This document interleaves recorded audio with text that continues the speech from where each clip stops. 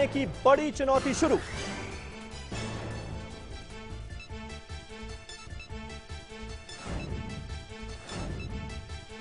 नीतीश के बाद लालू के दोनों बेटों ने ली शपथ। पहले तेजस्वी ने ली शपथ, बाद में मंत्री बने तेज प्रताप। तेजस्वी के डेप्यूटी सीएम बनने के आसार।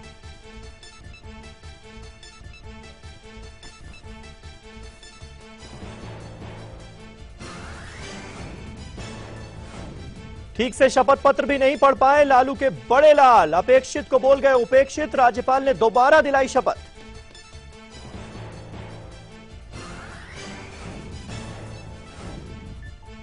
शपथ समारोह में छाया रहा नीतीश का पावर गेम। कई मुख्यमंत्री हुए शामिल। फारूक अब्दुल्ला ने नीतीश को दी दिल्ली कूच करने की सलाह।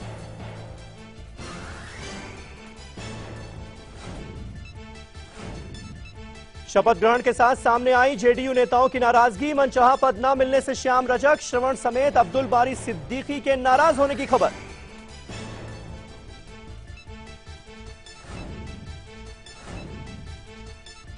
माली में बड़ा आतंकी हमला। 170 लोगों को बनाया गया बंधक। आतंकियों और सुरक्षा कर्मियों के बीच गोलीबारी जारी। बंधकों में 20 भारतीय भी शामिल।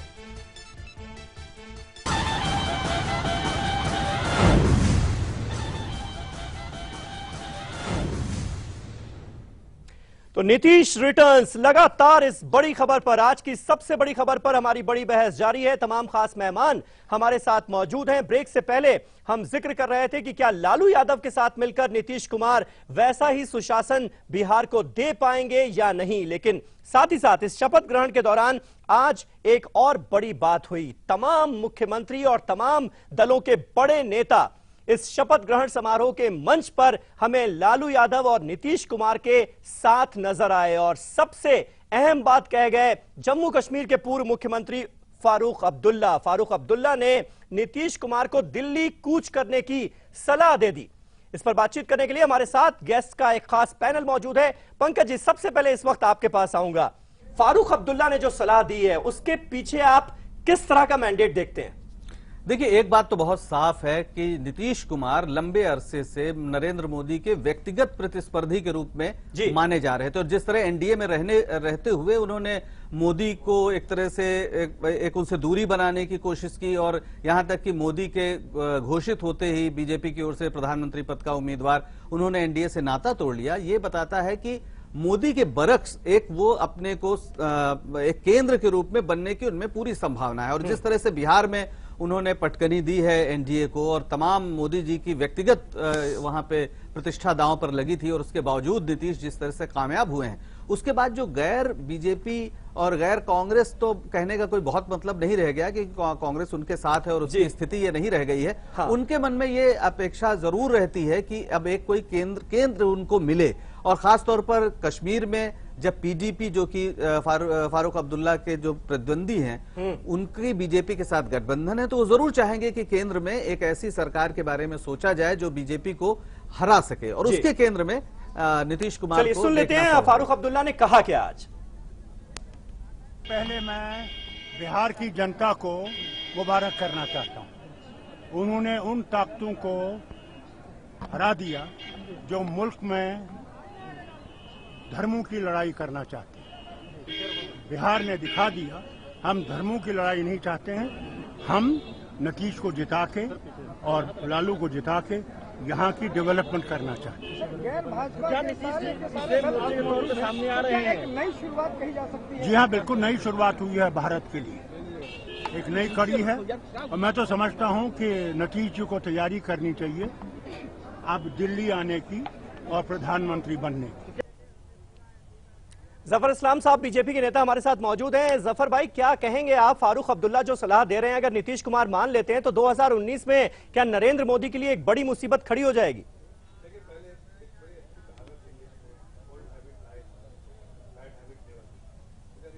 अगर देखें इन लोगों का इतिहास कि क्या ये साथ कभी रह पाए थे, तो इन्होंने साथ किसी मजबूरी के कारण किया और फिर साथ अपने उसी मजबूरी कुछ और। लेकिन आपका साथ छोड़ने का तो फायदा मिला उन्हें। तो वो साथ छोड़ने के लिए जाने जाते हैं कि साथ कभी भी छोड़ सकते हैं। तो ये गठबंधन पहली बार रहेगा कि नहीं। दूसरी बात कि इस गठबंधन को लीड कौन करेगा? लालू यादव जी तो लालटेन लेके निकल गए कि मैं पूरे हिंदुस्तान का दौरा करना चाहते हैं और कहीं ना कहीं उन्होंने इंडिकेशन दे दिया कि भाई नीतीश जी आप बिहार संभालिए, मैं सेंटर में आता हूं। तीसरी बात, जिस तरह से राहुल जी कल चीख चीख के अपने भाषण दे रहे थे, छाती ठोक के, ये अलग बात है लोग सुनते नहीं उनको, लेकिन जिस तरह से चीख रहे थे कहीं ना कहीं ये बताना चाह रहे थे कि भाई मैं भी एक उम्मीदवार हूं प्राइम मिनिस्टर बनने का। तो अब आपस में लड़ते रहेंगे, कौन बनेगा दावेदार ये तो वक्त ही बताएगा, लेकिन जो हिसाब से इन लोगों के इनके एस्पिरेशन है, मुझे नहीं लगता है ये आगे जाके गठबंधन चलेगा। सुलेमान साहब, क्योंकि राहुल गांधी वो करिश्मा जिसकी उम्मीद उनसे की जा रही थी वो नहीं दिखा पाए, इसलिए क्या अब इस तरह की बातें होने लगी हैं कि एंटी मोदी फोर्सेस को एक तरफ कर दो और नीतीश उस गठबंधन के सर्वमान्य नेता हो जाएं? नहीं समीर साहब, ऐसी बात नहीं है। अभी जफर साहब जो बात कह रहे थे कि राहुल गांधी साहब सीना ठोक के और चीख के कह रहे थे कि मैं भी हूं, हाँ, तो उस पे मैं उनको ये जवाब देना चाहूंगा कि विपक्ष में अभी भी कांग्रेस सेकंड लार्जेस्ट पार्टी है, 44 सीटें अपोजिशन में, बिगेस्ट लार्जेस्ट अपोजिशन पार्टी है और हम ही सबसे बड़ा अपोजिशन है। और कांग्रेस पार्टी की अभी 8-9 स्टेट्स में सरकार है। अभी भी हम अपने आप को, अगर मेरे सवालों का जवाब इन्होंने खुद दे दिया। जो सवाल मैंने उठाए थे कि भाई कौन बनना चाहेगा, ये तो बड़ी कश्मकश की बात है, कौन आगे बढ़ेगा। सुलेमान साहब, आपको लगता है कि नीतीश कुमार, ये लालू यादव अपनी मंशा से चल रहे हैं उधर, और साथ में कांग्रेस की दावेदार जवाब सुन लें। तो तीनों आप अगर ये कहें कि हमारी दावेदारी है, कांग्रेस इस वक्त भी सबसे बड़ी अपोजिशन पार्टी है और ये आपके मानने की बात है। यही आपका घमंड, तकब्बुर और एरोगेंस था बिहार में, जिसकी वजह से आपको मुंह की खाना पड़ी। ये मुंह की खाई है आपने। सुलेमान साहब, जो ये चर्चा जारी रखेंगे, लेकिन इस बीच अपने दर्शकों को एक खबर दे दूं। तेजस्वी यादव राहुल गांधी को आप कह सकते हैं, नहीं कह सकते, बुरी आपकी हार हो गई, फिर भी आपको समझ नहीं बनाया गया है। देखिए सुलेमान साहब, दर्शकों को बता लेने दीजिए, बहुत दिलचस्प खबर है जिसकी हम लोग उम्मीद कर रहे थे। तेजस्वी यादव डिप्टी सीएम बनेंगे और तेज प्रताप यादव को स्वास्थ्य मंत्रालय की कमान दी जाएगी। स्वास्थ्य मंत्री बनाया गया है तेज प्रताप यादव को और तेजस्वी यादव बनेंगे डिप्टी सीएम। ये बात अब बिल्कुल साफ हो गई।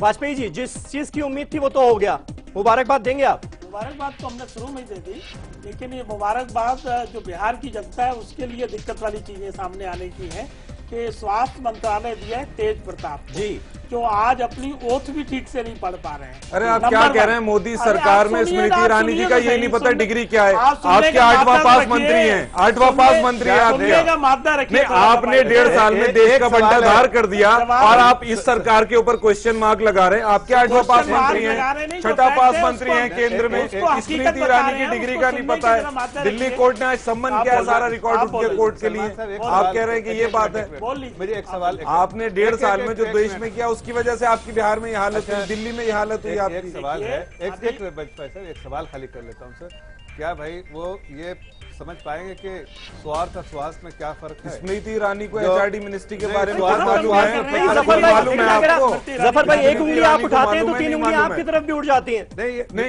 मैं इनसे जो सवाल पूछ रहा हूँ, ये सवाल पूछने का हक नहीं रखते। रीजन है इसका, क्योंकि इनके प्राइम मिनिस्टर, इनकी पार्टी के लीडर, भारत के प्राइम मिनिस्टर ने एक ऐसी महिला को एचआरडी मिनिस्टर बनाया है जो खुद भी फ्रेशर ही थी और जिनकी डिग्री पे क्वेश्चन मार्क है। 1.5 साल से उनकी परफॉर्मेंस आप देख रहे हैं, परफॉर्मेंस के बारे में आप देखिए, हमने परफॉर्मेंस हमने देखी है, कितना देखा है हमने, हिस्टोरिकल रिसर्च, सारी बुक्स जो है वो नेट पे अवेलेबल है, सारे लाइब्रेरी जो है नेट पे अवेलेबल है। कितना प्राइवेटाइजेशन के ऊपर कंट्रोल किया जा रहा है। हार्डकोर लोग हिस्टोरिकल रिसर्च के इंस्टीट्यूट्स को हेड कर रहे हैं। नहीं, यही तरीका है बहस का। हमारी बात नहीं सुन रहे, बात तो समझे, हम कहें हमारी भी तो समझे, तो समझ आएगी ना। खाली तू मैं अगर आप हमसे सवाल जब करते हैं, जब मोदी जी की कैबिनेट में, अगर मोदी जी की कैबिनेट में स्मृति ईरानी या और जो 8वां पास मंत्री उनकी कैबिनेट में लोग हैं या फ्रेशर जो मिनिस्टर बने वो नहीं होते तो ये सवाल करते। चलिए हमने सवाल बहुत सारे उठा लिए। पंकज जी, आपसे यहाँ पर जानना चाहूंगा, सवाल तो हम बहुत सारे उठा सकते हैं, वंशवाद को लेकर सवाल उठ सकते हैं, वो 9वीं पास है इसको लेकर सवाल उठ सकते हैं, लेकिन एक युवा नेता के तौर पर अब जब तेजस्वी यादव को डिप्टी सीएम बना दिया गया है, उन्हें कमान मिल गई है, डिप्टी सीएम वो बन गए हैं और साथ ही साथ तेज प्रताप स्वास्थ्य मंत्री बन गए हैं, उम्मीद उनसे क्या की जाए? देखिए, पहली बात तो ये क्लियर हो गया है कि पावर शेयरिंग है। लालू यादव उस सत्ता में पूरी तरीके से अपनी भागीदारी चाहते हैं, जो उनकी वजह से, इस बात को कहने में कोई वो नहीं है कि उनकी वजह से यह संभव हुआ है। और वो सत्ता में जितना संभव हो अपनी हिस्सेदारी चाहते हैं। खुद वो चुनाव नहीं लड़ सकते, खुद उनकी स्थिति ऐसी नहीं है कि वो कुछ कर सकें, और उनके दोनों बेटे जो अभी राजनीति में नए नए आए हैं, उन्होंने उनको मंत्रालय दिलवाया है और डिप्टी सीएम बना के ये बात भी साफ कर दी है कि वो आरजेडी में भी किसी दूसरे को पर भरोसा नहीं करते। शायद मांझी को जिस तरह भरोसा करके मुख्यमंत्री बनाया गया था और उसका जो नतीजा सामने आया वो भी है। एक बात मैं यहाँ जरूर बताना चाहूंगा, हिस्टोरिकली जब हम ये बात करते हैं कि किसकी कितनी योग्यता है, किसका कितना वो है, किस पे डिग्री है, तो हमारी संविधान सभा में इसको लेकर बड़ी बहस हुई थी कि साहब जो वोट देने का अधिकारी वही हो जो कम से कम ग्रेजुएट हो। डॉक्टर राजेंद्र प्रसाद इसके पक्ष में थे, तमाम लोग पक्ष में थे, लेकिन नेहरू जी ने एक बात कही थी कि जो लोग हमारे साथ स्वतंत्रता संग्राम में उतरे थे उनमें ज्यादातर अनपढ़ लोग थे, जो पढ़े लिखे लोग थे उनका बड़ा हिस्सा तो अंग्रेजों का शासन के साथ था। तो जब आजादी का फल मिला है तो हम उनको उनसे वंचित नहीं कर सकते, और इसलिए कोई किसी तरह की शर्त नहीं लगाई गई, चाहे वोट देने में, चाहे मंत्री बनने में। इसलिए परफॉर्मेंस देखी जाएगी। मेरा ख्याल है ना स्मृति ईरानी पर कोई सवाल उठाने का मतलब है, न तेजस्वी यादव को उठाने का अफजल अब्बास साहब, आपको यहाँ पर चर्चा में लाना चाहूंगा वापस। एक सवाल तो लगातार ये उठेगा कि क्या तेजस्वी यादव रहेंगे तो वो क्या कर पाएंगे, क्या नहीं कर पाएंगे। लेकिन जिस तरह से लालू यादव, हालांकि वो सबसे ज्यादा सीट जीत कर आए, जिस तरह से लालू यादव के परिवार को तरजीह दी गई है, क्या आरजेडी में आपस में आपसी कलह नहीं होगी? या फिर जेडीयू की तरफ भी एक सवाल यह उठता है कि जेडीयू के लोगों को जिस तरह का प्रतिनिधित्व मिलना चाहिए था वो उनको नहीं मिला है। क्या वो नाराजगी भी आपके लिए एक मुसीबत साबित होने वाली है आने वाले 5 सालों में? कोई देखिए, कुछ भी नाराजगी नहीं होगी और सब मिलजुल के करेंगे। और असेंबली इलेक्शन में आपने देखा होगा कि माननीय सांसद पप्पू यादव भी बगावत करके गए थे, क्या हश्र हुआ।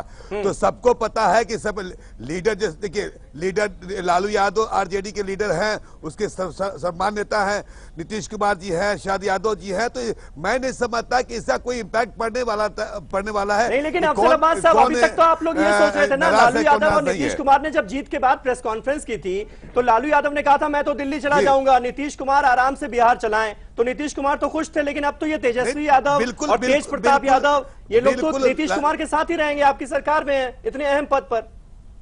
बिल्कुल, मैंने पहले भी कहा कि अगर आपका जो लीडर आपका मजबूत है, उसका जो रहबरी कर रहा है, जो मार्गदर्शन देने वाला है वो आपका स्ट्रांग है, उसके पास अपील है, तो साथ जो भी होते हैं वो सब काम करते हैं। और लालू यादव की जहां तक बात है, लालू यादव उसी दिन कहा था ना कि मैं बिहार चलूंगा, भाजपा के खिलाफ पूरे देश लेवल पे काम करूंगा, होगा भी। और जो आप लोग भी कर रहे हैं, हम लोग भी एक छोटे से वर्कर होने के नाते ये मैं समझता हूं कि 2019 में जो 19 में एक मोर्चा बनेगा, उसका एक नेतृत्व ये सब मिलकर करेंगे। उस वक्त क्या होगा नहीं कर सकते, नहीं, उस नेतृत्व का नेता, आपसे कह रहा हूं, नीतीश कुमार होंगे, ये आप कह रहे हैं। ये महीना 2 महीना चलेगा, जब धरातल पर काम नजर आएगा तो सबकी जबान बंद हो जाएगी।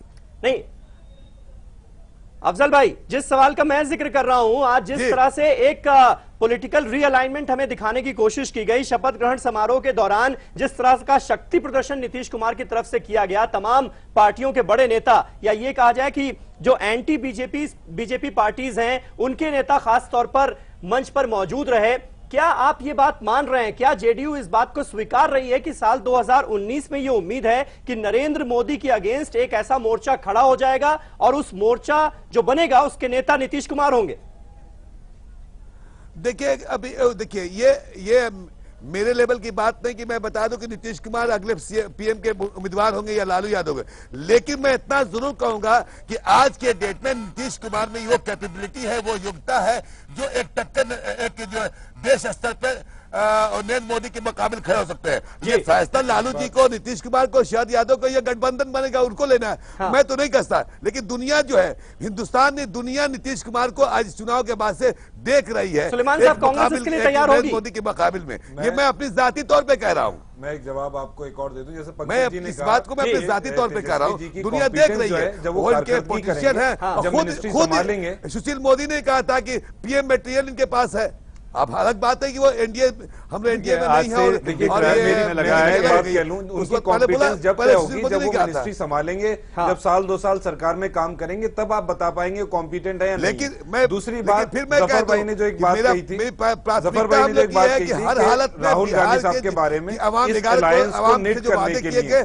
उसका पूरा करना मैंने तो एक ही सवाल किया भाई, वो इस अलायंस को आप जो महागठबंधन आगे सेंटर की बात कर रहे हो उसमें कौन लीड करेगा? मैं वही आपको बताना चाह रहा हूं। आपने जवाब दे दिया, उसका भी जवाब दे रहा हूं मैं आपको, सुने तो आप जवाब। आपने एड करा, उसका जवाब दिया मैंने। इस अलायंस को निट करने के लिए लालू प्रसाद और नीतीश कुमार को एक साथ लाने में सबसे बड़ी भूमिका राहुल गांधी की है और इसीलिए ये इतना इंपॉर्टेंट अलायंस है। तो आप कहते हैं ये सारा जो महागठबंधन जो बीजेपी को धूल चटाई है बिहार में, इसमें सबसे बड़ा आप देखें तो अलायंस को निट करने के लिए राहुल गांधी का योगदान है। राहुल गांधी होंगे प्राइम मिनिस्टर के कैंडिडेट? नहीं, ये किसी ने नहीं कहा। तो 2019 में क्या होगा? आपके दावेदारी का कारण क्या है? भाई सुने तो 2019 में क्या होगा ये जब तय होगा। आप अपनी फिक्र करिए, जो वादे आपने जनता से किए हैं उसे पूरा करके दिखाइए। 2019 में कौन कैंडिडेट होगा कौन नहीं होगा ये जब तय होगा। अभी कांग्रेस पार्टी अपना काम कर रही है, अगर आप काम कर रही है। दो अल्फाज कहने का मौका दीजिए। अगर आप देखिए संजीदगी से, तो चाहे वो कांग्रेस के प्रवक्ता हो चाहे जेडीयू के प्रवक्ता हो, सब ने एक ही बात कहा, अपने लीडर की तारीफ की। अब ये देखिए कि एक म्यान में कितनी तलवार रह सकती है, ये खुद आपसे। अब ये कह रहे हैं कि हम 44 एमपीज है, सबसे बड़ी party, we take the credit, Rahul Gandhi is responsible for stitching together this relation. कहीं ना कहीं पटना से हमारे सहयोगी विनायक प्रसाद लगातार हमारे साथ मौजूद हैं। आपको बधाई दे रहा हूं, आज के दिन आज पर तरक्की नहीं दे रहा भाई। नजर थी विनायक, आपसे जानना चाहेंगे इस वक्त जो ताजा खबर हमारे पास आ रही है उसके मुताबिक जितने भी अहम मंत्रालय थे वो सब आरजेडी के खाते में गए हैं। सिर्फ एक अहम मंत्रालय गृह मंत्रालय जो है वो नीतीश ने अपने पास रखा है, लेकिन ज्यादातर जो अहम मंत्रालय थे, जो मलाईदार मंत्रालय थे, वो आरजेडी की झोली में गए हैं। किस तरह की सुगबुगाहट आपको पटना में नजर आ रही है?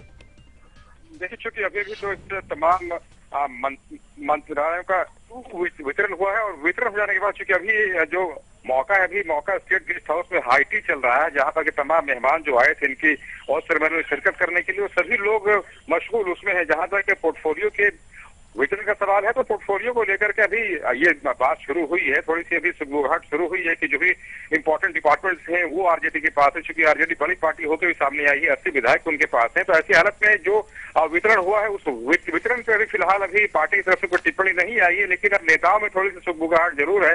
जहां तक सवाल है गृह मंत्रालय का, तो नीतीश कुमार शुरू से गृह मंत्रालय को अपने पास ही रखे हैं। अगर वो एनडीए की हुकूमत में भी जब वो सरकार को लीड कर रहे थे तो गृह मंत्रालय उन्हीं के पास है। चूंकि गृह मंत्री होते हुए उन्होंने ऐसे कई तरह के रिफॉर्म भी लाए थे जिनमें कि उन्होंने जीरो टॉलरेंस अगेंस्ट करप्शन की बात की थी, तो एक उनका जो खास फलसफा था वो भी इसी में शुमार होता है। तो अब चूंकि नीतीश कुमार के सामने चुनौतियां कई होंगी, लेकिन जहां तक गृह मंत्रालय है तो उसे वो लगातार मजबूत करते रहे, पुलिस रिफॉर्म की बात करते रहे हैं, स्पीडी कन्विक्शंस हुए हैं बिहार में क्रिमिनल के खिलाफ, तो ऐसे तमाम चीजें हैं। लेकिन जहां तक पोर्टफोलियो का वितरण है तो उस पर थोड़ा सा और अगर इन्हें फोकस किया जाए। विनायक का लगातार डिससेटिस्फैक्शन की खबरें आ रही थी, कहा जा रहा था बहुत सारे लोग नाराज हैं, अब्दुल बारी सिद्दीकी भी नाराज बताए जा रहे थे, श्याम रजक भी नाराज बताए जा रहे थे। क्या इन लोगों को मना लिया गया? अब कोई दिक्कत नहीं होगी? देखिए, श्याम रजक तो बिल्कुल जो उनका चेहरा था मायूसी रहा, हालांकि आज वो आए भले थे, आज जो आए तो ऑडियंस के बीच में थे बैठे हुए, लेकिन श्याम रजक से लोगों ने बात भी नहीं की। और खासतौर पर जो उनके प्रति जो लोगों का रुझान पहले रहा करता था जब हुकूमत में थे वो और आज दोनों में बहुत आसमान जमीन का, मतलब किसी ने कोई भाव नहीं दिया। इस भीड़ में रहे, शामिल रहे और भीड़ से वो बाहर निकल के चले गए। और जो भी नेता मौजूद थे, जो उनके कैबिनेट कलीग रहे पहले के, उनसे भी उनकी बात नहीं हो पाई। तो कुल मिलाकर श्याम रजक ने अपनी मौजूदगी का एहसास कराया, लेकिन ये बड़ा साइलेंट प्रेजेंस उनका माना जा रहा है। अब वो आगे क्या करेंगे ये तो कहना मुश्किल है, लेकिन श्याम रजक अगर इस दफे मंत्रिमंडल में शामिल नहीं हुए हैं, जिसके पीछे उनका खुद का परफॉर्मेंस भी है। अगर परफॉर्मेंस रेटिंग भी बिहार में इस दफे की गई थी। नहीं विनायक, अब्दुल बारी सिद्दीकी, उनकी नाराजगी का क्या हुआ? देखिए, अब्दुल बारी सिद्दीकी भी आए थे शपथ ग्रहण में, बकायदा वो शपथ ग्रहण समारोह में शामिल हुए। चूंकि 10 साल तक वो बिहार में फाइनेंस मिनिस्ट्री देख चुके हैं, तो उन्हें फाइनेंस मिनिस्ट्री ही दी गई है। इसके पहले एनडीए की हुकूमत में फाइनेंस मिनिस्ट्री सुशील मोदी के पास रहा करती थी, जिन्होंने वैट पे और जीएसटी पे बहुत सारे काम किए थे। अब्दुल वारिस सिद्दीकी के पास भी एक्सपीरियंस काफी पुराना है, लेकिन अब सिद्दीकी अपने पुराने एक्सपीरियंस को अभी के समय में कैसे ला पाएंगे, जो एक आप ये समझे कि बहुत ही कम्पिटिटिव एज है, तो ऐसी दशा में उनके लिए क्या कुछ होगी, एक कड़ी चुनौती उनके पास जरूर होगी। जहाँ तक लालू प्रसाद के दोनों बेटे हैं, बिल्कुल अभी उन्होंने अपने पांव रखे हैं सियासत की जमीन पे, उनके पास भी जो कई ऐसे महत्वपूर्ण मंत्रालय हैं वो दे दिए गए हैं, जिनमें कि तेजस्वी यादव उप मुख्यमंत्री तो है ही, इसके अलावा वो पथ निर्माण, चूंकि पथ निर्माण जी बिल्कुल विनायक आप बने रहे हमारे साथ। अपने दर्शकों को एक बार फिर बता दें इस वक्त की बड़ी खबर, तेजस्वी यादव बिहार के डिप्टी सीएम बना दिए गए हैं। तेज प्रताप यादव जो कि लालू यादव के बेटे हैं, उनको स्वास्थ्य मंत्रालय दिया गया है। खबर यह भी है कि तेज प्रताप और तेजस्वी दोनों को 3-3 मंत्रालय दिए गए हैं। 3-3 मंत्रालयों की कमान इन दोनों लालू यादव के बेटों के हाथ में होगी। पंकज जी, हम जिस तरह से बात कर रहे थे पॉलिटिकल रीअलाइनमेंट आज जो हमें नजर आया, इसकी आप कितनी संभावना देखते हैं? क्या ये कहना अभी बहुत जल्दबाजी होगी, बहुत अर्ली होगा ये कहना कि वाकई नीतीश इन तमाम बीजेपी विरोधी दलों के एक सर्वमान्य नेता के तौर पर उभर कर सामने आ सकते हैं 2019 में, या सही है ये? देखिए, बिल्कुल ये बहुत ही जल्दबाजी है। अभी तो उन्हें बिहार की कमान मिली है और बिहार में वो कैसा परफॉर्म करते हैं इस पर सब कुछ तय होगा। दरअसल हम भारतीयों में एक समस्या है कि हम बहुत उत्सव प्रेमी हैं और चाहते हैं कुछ होता रहे। छोटा सा बच्चा आता है, वो कहता है हमने पास कर लिया इम्तिहान, तो हम उस पर नहीं कुछ बोलते, कहते बेटा बड़े हो जाओ, बड़े हो जाओ और बड़े हो जाओ। तो अभी वो आए हैं नीतीश कुमार, अभी वो क्या करते हैं बिहार में इस पर सब कुछ तय होगा। आपको याद होगा दिल्ली में जब अरविंद केजरीवाल जीते उस समय भी ये हुआ कि अब ये पीएम के रूप में ये आगे आ सकते हैं और मोदी को चुनौती दे सकते हैं। एक बात बहुत साफ है कि मोदी जिस तरह से मजबूत नजर आ रहे थे और हाल के दिनों में वो कमजोर नजर आ रहे हैं, तो विपक्ष में एक ये गुंजाइश उनको दिख रही है कि अगले चुनाव में वो मोदी को हटा सकते हैं। और इसके लिए अभी से वो उन चेहरों की तलाश कर रहे हैं जिन पर कोई दाग ना हो। जैसे नीतीश कुमार पर कोई दाग उस तरह का नहीं है, और साथ में परफॉर्मेंस और गवर्नेंस का भी उनके साथ एक ठप्पा लगा हुआ है। तो वो ऐसे नेताओं की तलाश जरूर कर रहे हैं जो देश के बड़े हिस्से को, खासतौर पर उस मध्य वर्ग को जो सोशल साइट से, सोशल मीडिया के जरिए बहुत माहौल बनाता है, उसको प्रभावित कर सके। तो कहीं ना कहीं नीतीश में वो संभावना बन भी सकती है, नहीं भी बन सकती। असली चीज है कि नीतीश कुमार उन महत्वपूर्ण मुद्दों पर, खासतौर पर शिक्षा, भूमि सुधार, स्वास्थ्य, लॉ एंड ऑर्डर और इस तरह के जितने भी महत्वपूर्ण बिहार के मुद्दे हैं जिससे बिहार की तस्वीर बदल सकती है, जो वो नहीं पिछली बार कर पाए, अगर वो कर पाते हैं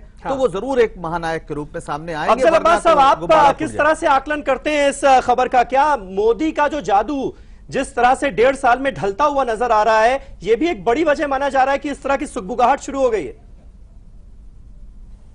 देखिए, पूछ दिए, चला जाए। नहीं, आवाज नहीं। चलिए जफर इस्लाम साहब के पास चलते हैं। जफर भाई, इसका जवाब देना चाहेंगे आप? देखिए, आप बार बार कह रहे हैं कि मोदी गवर्नमेंट कमजोर दिख रही है। ये शायद कुछ लोग ऐसा मीडिया में कह रहे हैं, बट हकीकत तो ये है कि मोदी गवर्नमेंट बहुत स्ट्रांग है, इलेक्टेड गवर्नमेंट है। दिल्ली के बाद आप बिहार भी हार गए नरेंद्र मोदी के रहते हुए, जबकि नरेंद्र मोदी का चेहरा हर जगह आगे किया गया। इतनी सारी उन्होंने रैलियां की, 2 दर्जन हार जीत तो लगी रहती है, तो सवाल तो उठेंगे जफर साहब। इक्वेशन अलग होता है। देखिए, सेंट्रल गवर्नमेंट, स्टेट गवर्नमेंट अलग होते हैं। सेंट्रल गवर्नमेंट में हम मेजोरिटी के साथ बहुत स्ट्रांग है, हम अच्छे काम कर रहे हैं, हमारे काम की प्रशंसा की जा रही है, और अगला चुनाव जब भी होगा तो भी हम इस पे बहुत कॉन्फिडेंट है। आपको लेकिन ये नहीं लगता कि गलती बीजेपी की तरफ से ही हुई है, जिस तरह से बिहार के विधानसभा चुनाव को नीतीश वर्सेस मोदी की जंग बना दिया गया? क्या गलती आपकी तरफ से नहीं हुई? देखिए, हर जो रिजल्ट आता है उसमें उसको अगर आप एनालाइज करेंगे तो कुछ पॉजिटिव होता है, कुछ नेगेटिव होता है। इस रिजल्ट को भी हर रिजल्ट में कुछ मैसेज होता है, हम उसका आकलन कर रहे हैं, और उसका जो भी नतीजा निकलेगा हम उसका आगे लेकिन आपको लगता है कि नीतीश वर्सेस मोदी की जंग की जिस तरह से बातें की गई विधानसभा चुनाव के दौरान, उसी वजह से आज ये 2019 वाली बात उठ रही है? बिल्कुल नहीं। देखिए, मोदी जी हमारे जो स्टार प्रचारक हैं, और वो उन्होंने कैंपेन किया। लोगों का, आप लोग कितने, अगर आप देखिए लोगों का सैलाब होता था उनको देखने के लिए, तो वो हमारे स्टार कैंपेनर थे, और उनकी जरूरत हमें पार्टी को महसूस हुई और पार्टी ने उनसे आग्रह किया, वो गए। ये ना तो नीतीश वर्सेस मोदी जी था, ना तो किसी और चीज से देखा जाए। हमारे यहाँ गैलेक्सी ऑफ लीडर्स है, उसमें जिसकी आवश्यकता थी उन्होंने, मोदी जी ने सिर्फ 26 रैली की। मोदी जी ने तो सिर्फ 26 रैली की। अगर आप देखें बाकी लोगों ने जैसे हमारे अध्यक्ष जी हैं, उन्होंने और भी ज्यादा रैली 85 रैली की, बाकी और लोगों को देखें तो और भी रैलियां की। सुलेमान साहब मुस्कुरा रहे हैं, कुछ कहना चाह रहे हैं? पहले तो मैं ये कहना चाहूंगा, जफर भाई कह रहे हैं कि सरकार बड़ी मजबूत चल रही है। बड़े अफसोस की बात है कि सरकार इतनी मजबूत चल रही है कि नेपाल भी अब हमें धमकी दे रहा है। पाकिस्तान के बारे में जो मोदी जी ने कहा था कि 56 इंच की छाती चाहिए रोकने के लिए, पाकिस्तान ने शायद कई सौ बार सीज फायर वायलेशन कर दिया। और मैं इनको जवाब देना चाहता हूं कि सिविलियंस इन लोगों ने पाकिस्तान, यहाँ पर तो आपको रोकना चाहूंगा, यहाँ पर आपको रोकना चाहूंगा। अगर आप मणिशंकर हैया साहब की और सलमान खुर्शीद साहब की बात करेंगे तो दोनों पार्टी की लाइन नहीं है। मैं आपको पहले ही बता देता हूं, जो अफेयर्स मिनिस्टर 10 सालों में क्या किया, 10 सालों में क्या किया? अब मेरी बात मत करिए, आप सत्ता में, आप सत्ता में, आपने 56 इंच की छाती दिखाई थी। पाकिस्तान आपको रोज आके मार देता है हमें, और आप कुछ नहीं कर पाते। नेपाल पे आपने अपने आप को थोपा और नेपाल ने कहा हमारे मामलों में मत बोलो। कितनी शर्म की और अफसोस की बात है। कांग्रेस के प्रवक्ता अगर ऐसी बात करेंगे 10 साल से कि हमारे 50 सालों से रूल करके ऐसी बात कह रहे हैं, अफसोस हो रहा है। आपको, आप पे हंस रहे होंगे लोग, दर्शक हंस रहे होंगे जो आप कह रहे हैं कि पाकिस्तान हम पे। अगर आप देखिए जो कुछ हुआ पिछले 10 सालों में, आपकी सरकार थी, नीति क्या है पाकिस्तान को लेकर, आप ये बता दें। आपकी हमारी नीति है कि टेररिज्म खत्म करो, उसके बाद बात करो, नो टेरर नो टॉक। जो हम बात कर रहे थे, क्या आपको ऐसी उम्मीद लगती है? आखिरी कमेंट आपसे। उसी का जवाब मैं देना चाह रहा हूँ। देखिए, एक बात तो ये समझ लीजिए, 2019 का चुनाव अभी आने में 3.5 साल है, और तब तक ये आप मान के चलिए कि मोदी गवर्नमेंट जो काम करेगी वो ग्राउंड पे इतना ज्यादा आ चुका होगा कि उस वक्त नीतीश का काम बिहार में होगा कि नहीं होगा, उसमें तो जरूर संशय है। लेकिन 2019 तक मोदी की गवर्नमेंट दोबारा पूरी मुस्तैदी से चुनाव लड़ेगी, और ये महागठबंधन पहली बार नहीं बन रहा, ये कई बार बन चुका है। 1989 के बाद देखिए। लेकिन हो सकता है उस बदली हुई सूरत में पासवान जी उधर चले जाएं। पासवान जी का तो जो जहां पर हैं, जहां जाते हैं डेवलपमेंट करते ही करते हैं, उसमें आप उसकी चिंता न करिए। पासवान जी हमेशा डेवलपमेंट के साथ खड़े हैं, लेकिन वो मौका इनके लीडरों का आने वाला नहीं है कि 2019 में कौन प्रधानमंत्री बनेगा, कौन नेता बनेगा, वो सारी चीजें भविष्य के घर में। चलिए, आप सबका बहुत बहुत शुक्रिया हमारे साथ इस डिस्कशन में जुड़ने के लिए। तो निश्चित तौर पर नीतीश कुमार के सामने चुनौती बहुत बड़ी है। जाहिर है बिहार की जनता इस वक्त बड़ी उम्मीद के साथ उनकी तरफ देख रही है कि लालू यादव के साथ मिलकर वो बिहार को वैसा ही सुशासन दे पाते हैं या नहीं। इस पर आगे भी हमारी रहेगी नजर। फिलहाल एक छोटा सा ब्रेक। आप सभी का चर्चा में जुड़ने के लिए बहुत बहुत शुक्रिया। नमस्कार।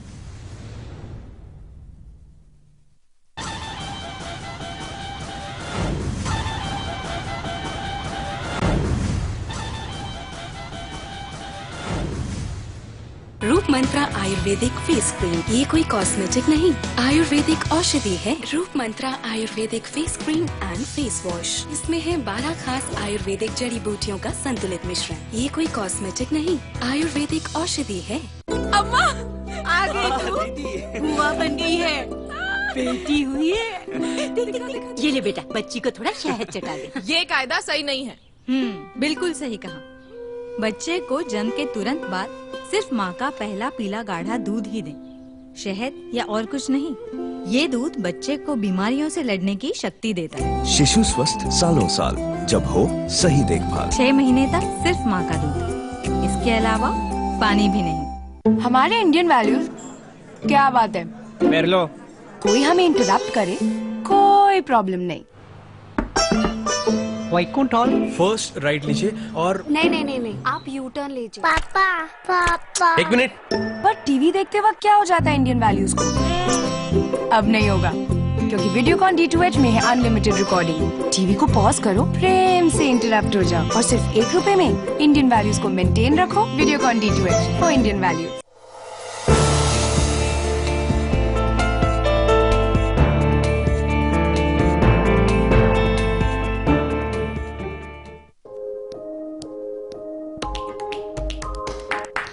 दिल्ली केवल एक शहर नहीं, ये आईना है पूरे भारत का।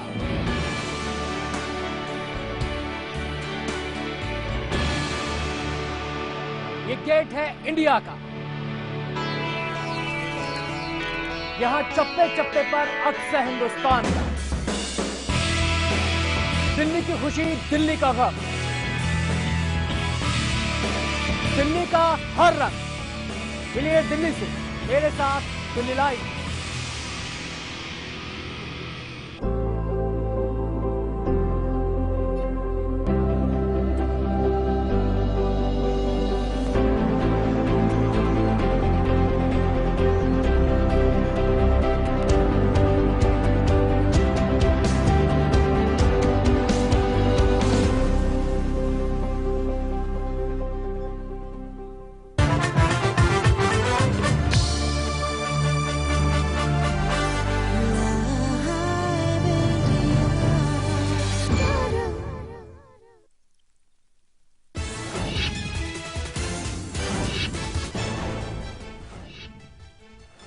नीतीश की कैबिनेट में लालू का दबदबा, तेजस्वी यादव बने डिप्टी सीएम, तेज और तेजस्वी संभालेंगे 3-3 मंत्रालय।